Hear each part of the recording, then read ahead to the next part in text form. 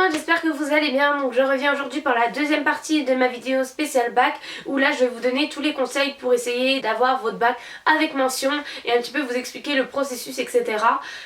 Du bac et comment du coup trouver des petites stratégies pour récupérer le maximum de points. Donc d'abord cette vidéo va sur 3 parties. Tout d'abord des conseils qu'il faut appliquer tout au long de l'année, puis des conseils qu'il faut appliquer la semaine de révision et ensuite des petites astuces, des petits conseils à appliquer durant les épreuves du bac.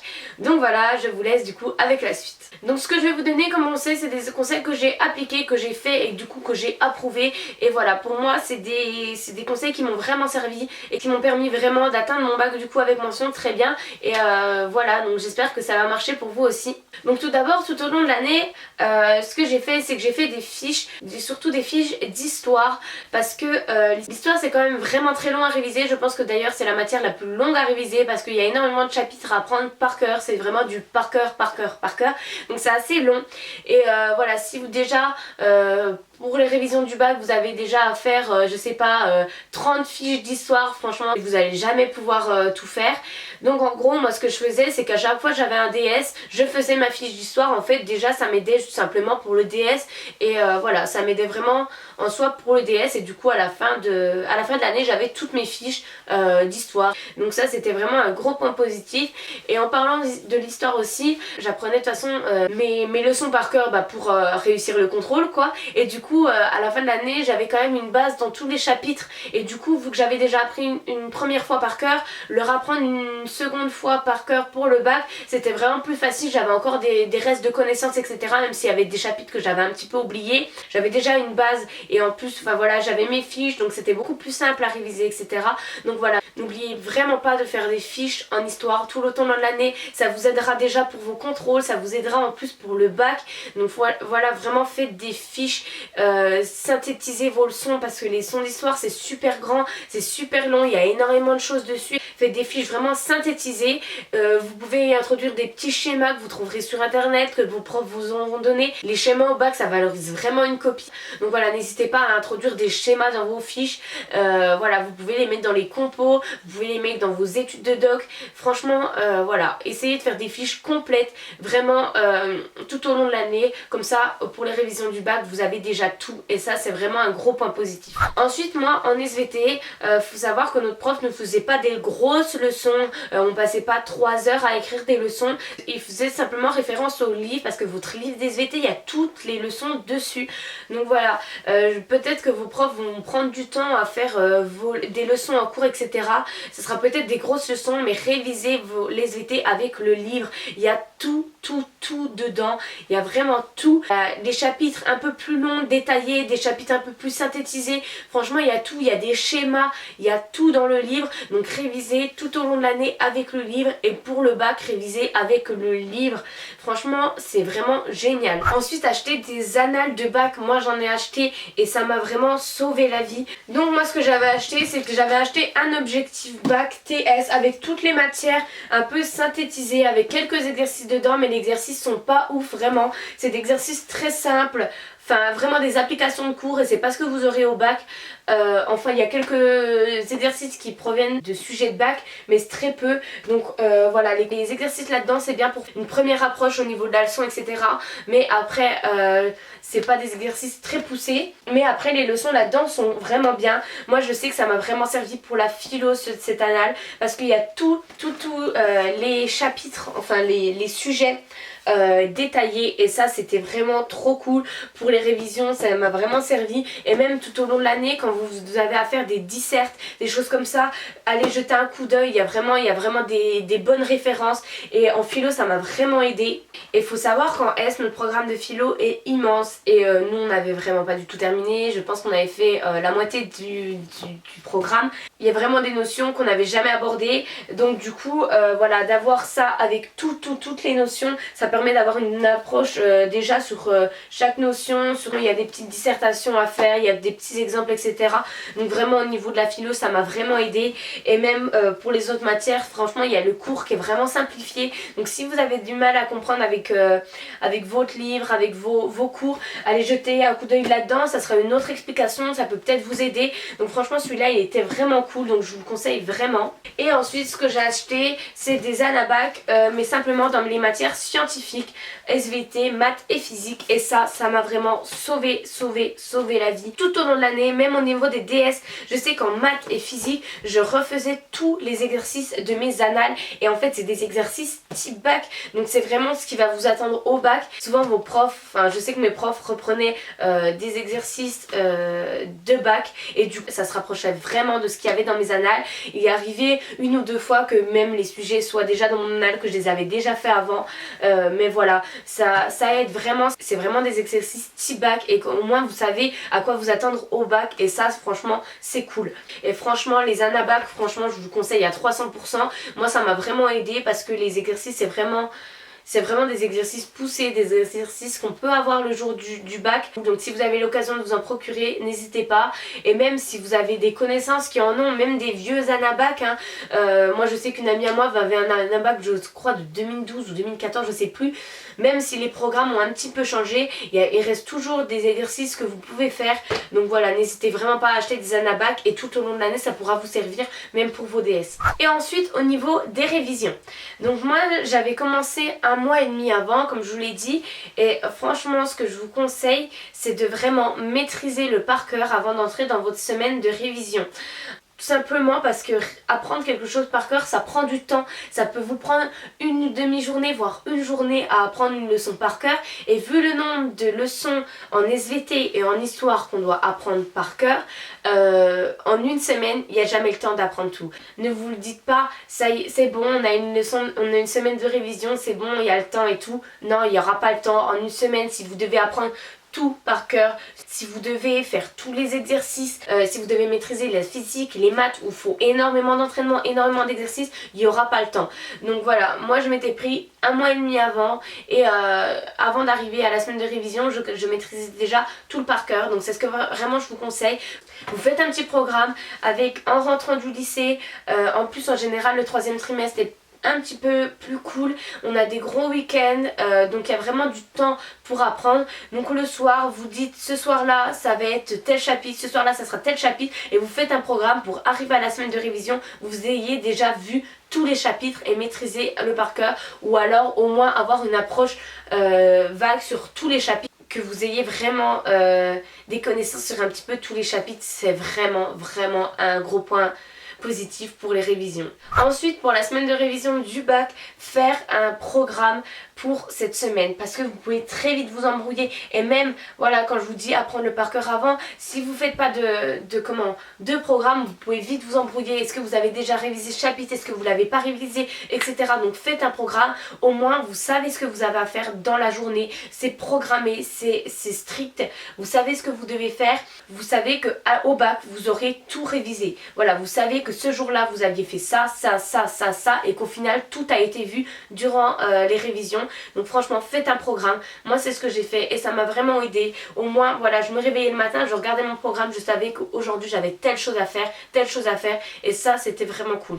Ensuite, moi ce qui m'a aussi énormément aidé, c'est faire les sujets des autres régions. Vous savez, avant le bac de France métropolitaine, il y a Amérique du Sud, Amérique du Nord, Pondichéry, Liban, il y a énormément de sujets, il doit en avoir une petite dizaine, enfin je sais plus exactement, mais voilà, il y en a pas mal. Et j'avais fait tous les sujets, donc en maths et en physique. Donc j'avais déjà fait énormément de sujets arrivés au bac, et franchement je me suis rendu compte qu'il y avait énormément de choses qui se rapprochaient.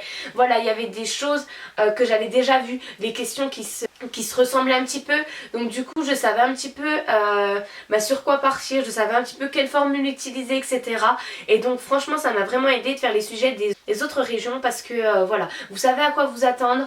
Après, faut vraiment pas essayer de faire des stratégies genre oh au Liban il y a eu tel sujet qui est tombé, ça va pas retomber. Non, c'est pas du tout comme ça que ça marche. Donc voilà, faites tout pour vous entraîner, mais n'essayez pas de faire des stratégies, etc.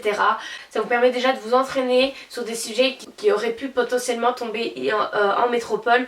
Donc voilà, franchement c'est une bonne chose. Je vous mettrai des sites en barre d'infos où vous avez des sujets de bac.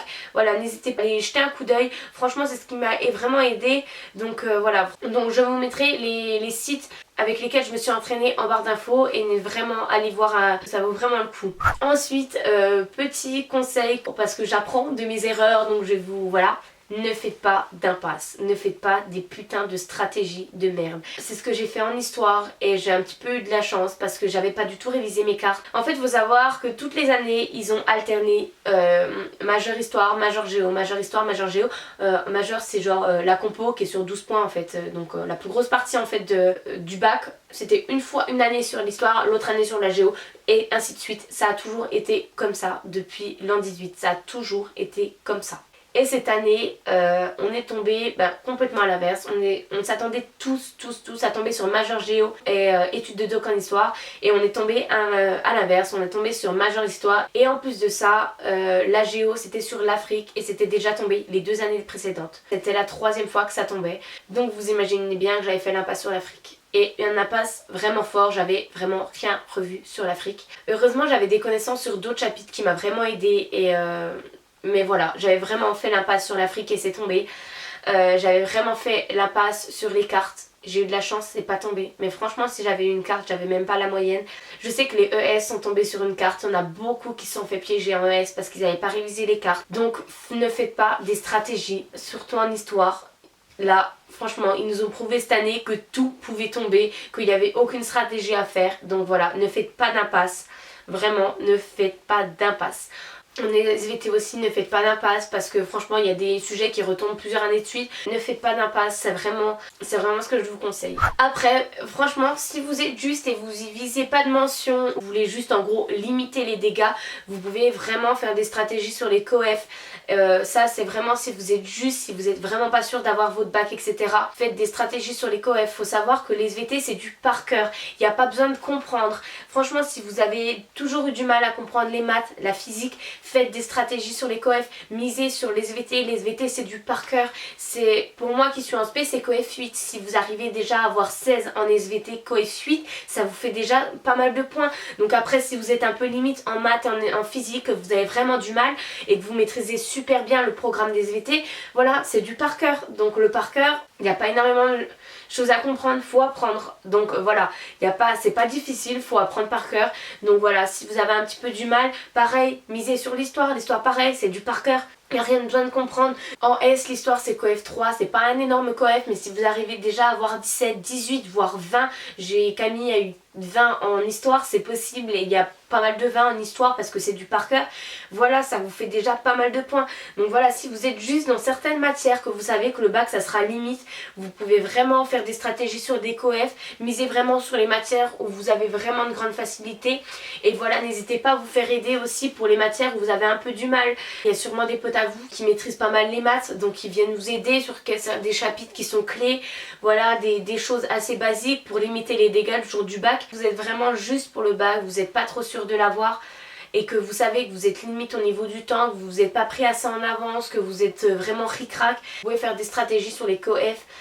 Voilà, miser sur le par cœur, qui a pas trop besoin de réflexion, où il n'y a pas trop besoin de comprendre et voilà, pour gagner un maximum de points. Ensuite, pendant le bac, quelque chose avec lequel je me suis fait avoir pendant le bac blanc, c'est au niveau de ma calculatrice. Faut savoir que elle peut être réglée en mode degré ou en mode radian. C'est un réglage qu'il faut savoir maîtriser parce que c'est vrai qu'en physique on a plus tendance à mesurer en degrés et d'ailleurs dans certains exercices c'est du radian, donc il faut bien lire l'énoncé. Et en maths pareil, c'est souvent du radian mais dans certains cas ça peut être du degré. Donc du coup moi je sais qu'au bac blanc j'avais ma calculatrice en degrés et du coup j'ai été incapable de faire un exercice de maths parce qu'en gros ma calculatrice affichait pas en fait ce qu'il demandait parce que j'étais mal réglée. Donc voilà, lisez bien l'énoncé l'énoncé. Regardez vraiment si vous voyez un pi, vous savez que vous devez mettre votre calculatrice en radian. En physique c'est principalement en degrés, mais lisez bien l'énoncé. Souvent il y a écrit en radian, en degrés, etc. Donc lisez bien l'énoncé, vous faites pas avoir parce que ça c'est vraiment des points bêtement perdus. Je sais que moi j'ai perdu 3 points au bac blanc simplement parce que ma calculatrice était mal réglée. Pareil en physique, des amis se sont fait avoir aussi au bac blanc parce que leur calculatrice était en radian, du coup leur mesure était pas du tout juste. Donc voilà, faites vraiment attention, apprenez vraiment à régler votre calculatrice, à maîtriser votre calculatrice parce que c'est vraiment vous pouvez vraiment perdre des points bêtement avec une calculatrice mal réglée et je sais que ça arrive tous les ans, donc c'est pour ça que je vous le rappelle. Et voilà. Ensuite, au niveau voilà, des petites astuces sur le jour du bac, en langue, il faut savoir qu'il y a des questions qui sont spécialisées pour les L et des questions qui sont spécialisées pour les LVA, des questions spécialisées pour les ES, enfin bref, il y a un petit peu, les questions c'est un petit peu tous les mélangés, il y a marqué genre par exemple question 8 simplement pour LVA, mais quand on va vite on peut très bien se tromper.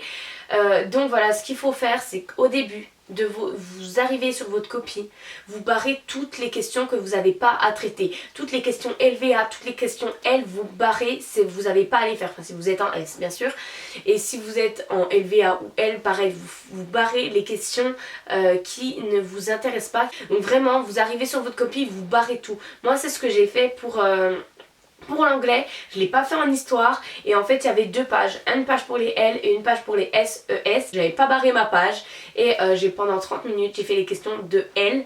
J'ai eu de la chatte, les premières questions que j'avais traitées c'était les mêmes pour les L et les S. Donc j'avais vraiment eu de la chance, mais franchement ça aurait été vraiment con que je me trompe. Donc voilà, barrez les questions qui ne vous concernent pas, vraiment faites-le dès le début, au moins vous savez directement les questions que vous avez à traiter, vous pouvez pas vous tromper. Et ensuite des astuces plutôt pour être à l'aise, n'oubliez pas de vous habiller léger. Notre semaine du bac on a été en pleine limite canicule, c'était horrible. Moi j'étais à côté de la fenêtre, on a des places en fait qui sont attribuées, j'étais à côté de la fenêtre au dernier étage en plein soleil, vous imaginez même pas comment j'avais chaud, je crevais de chaud, j'avais vraiment la place du con, j'avais vraiment une putain de place de merde et j'ai eu chaud pendant une semaine, je crevais de chaud. Donc habillez-vous léger. Je sais qu'il y en avait certains dans ma salle qui se mettaient à pieds nus pendant le bac, ils en avaient rien à foutre. Mettez des tongs, habillez-vous en short, en t-shirt. Moi j'étais en débardeur short toute la semaine. Voilà, vraiment je m'étais habillée léger parce qu'il faisait vraiment super chaud. Faut vraiment être à l'aise, donc habillez-vous comme vous le sentez, mais vraiment mettez-vous à l'aise. Mettez des choses basiques, des débardeurs, des choses qui grattent pas des chemises, pas des trucs voilà qui peuvent être chiant. Franchement habillez-vous basique. De toute façon vous allez passer 4 heures dans une salle, personne va vous voir. Donc si vous êtes habillé comme de la merde, on s'en fout parce que de toute façon personne va vous habillez-vous n'importe comment, on s'en fout tant que vous êtes à l'aise. Et ensuite n'oubliez pas l'eau et un petit peu de bouffe. Moi je sais que le matin des fois j'étais un petit peu stressée pour les épreuves et du coup j'avais pas très faim et franchement j'ai pas du tout mangé en fait pendant ma semaine. C'est juste une fois mon ventre a commencé à gargouiller de ouf, je me sentais pas trop du tout bien. Voilà, j'étais un peu fébrile quoi, j'avais pas du tout mangé, c'était une épreuve de 4 heures. Du coup j'ai pris 2 gorgées de compote, je me rappelle. Voilà, n'hésitez pas à prendre un petit peu de bouffe. Par contre évitez genre les chips, les gâteaux là qui font... Moi je m'en fous de travailler avec du bruit, mais il y en a qui aiment vraiment travailler dans le silence, donc voilà, faut respecter un petit peu ça, c'est le bac, c'est pas n'importe quoi. Respectez un petit peu les autres et prenez des choses qui font pas trop de bruit, etc. N'oubliez pas la bouteille d'eau aussi, parce que bon, quand il fait chaud. Et ensuite, dernier petit conseil, restez jusqu'à la fin de vos épreuves et c'est pas de la merde. Moi je suis restée presque jusqu'à la fin à toutes mes épreuves sauf en SVT.